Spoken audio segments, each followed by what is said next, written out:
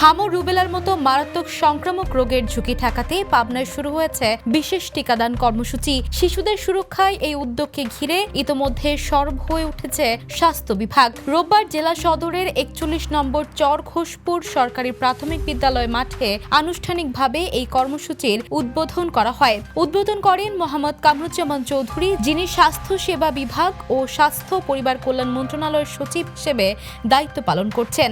একটা আক্রমণ আমাদের শিশুদের উপরে এসেছে, এটার জন্য আমরা একটা বিশেষজ্ঞ টিম আছে জাতীয় পর্যায়ে, যেটাকে হাম রুবেলার আক্রমণ থেকে আমাদের এই শিশুদেরকে ইনশাআল্লাহ আমরা। অনুষ্ঠানে প্রধান অতিথি হিসেবে উপস্থিত ছিলেন অ্যাডভোকেট শিমুল বিশ্বাস। এছাড়াও জেলা স্বাস্থ্য বিভাগের কর্মকর্তারা, স্থানীয় প্রশাসনের প্রতিনিধি ও বিভিন্ন শ্রেণী পেশার মানুষ। জেলা স্বাস্থ্য বিভাগের তথ্য অনুযায়ী পাবনা সদর উপজেলায় প্রায় ৫৫,৬৫৭ শিশুকে এই টিকার আওতায় আনা হবে। এর মধ্যেই পৌরসভা এলাকায় রয়েছে ২৬,৫৫৮ জন শিশু। এছাড়া আটঘরিয়া, ঈশ্বরদী ও বেড়া উপজেলা সহ পুরো জেলায় মোট ১,৮৩,৬৬৬ শিশুকে টিকা দেওয়ার লক্ষ্য নির্ধারণ করা হয়েছে। ৫ এপ্রিল থেকে শুরু হওয়া এই টিকাদান কর্মসূচি চলবে আগামী ১৮ এপ্রিল পর্যন্ত। স্বাস্থ্য বিভাগ জানিয়েছে, সম্প্রতি জেলার হেমায়েতপুর ও দোগাছি এলাকায় হাম রোগের সংক্রমণ তুলনামূলকভাবে বেশি দেখা গেছে। ইতোমধ্যে হাম আক্রান্ত হয়ে ২ শিশুর মৃত্যুর খবর পাওয়া গেছে, যা পরিস্থিতিকে আরও উদ্বেগজনক করে তুলেছে।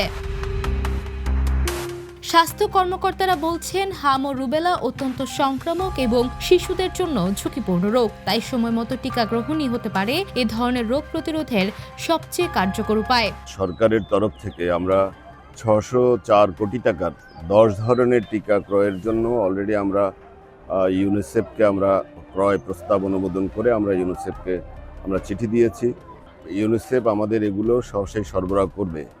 এক্ষেত্রে ইউনিসেফ আমাদের কাছে এগিয়ে এসছেন যে আমাদের গাভি, যেটা গ্লোবাল ভ্যাকসিন অ্যালায়েন্স, ওদের একটা স্টোর থাকে, এখানে স্টোরেজে আমরা যে ইউনিসেফ থেকে যে টিকাগুলো কিনেছি, আমরা ওইটা দিয়ে আমরা এখন দ্রুত সংক্রমণ প্রতিরোধে আমরা ইউনিসেফের সহায়তায় গাভি থেকে এখন টিকাগুলো সরবরাহ নিচ্ছি।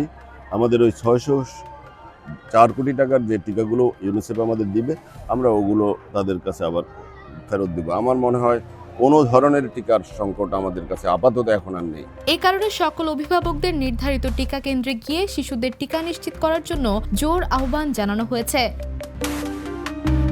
Desk report, the news.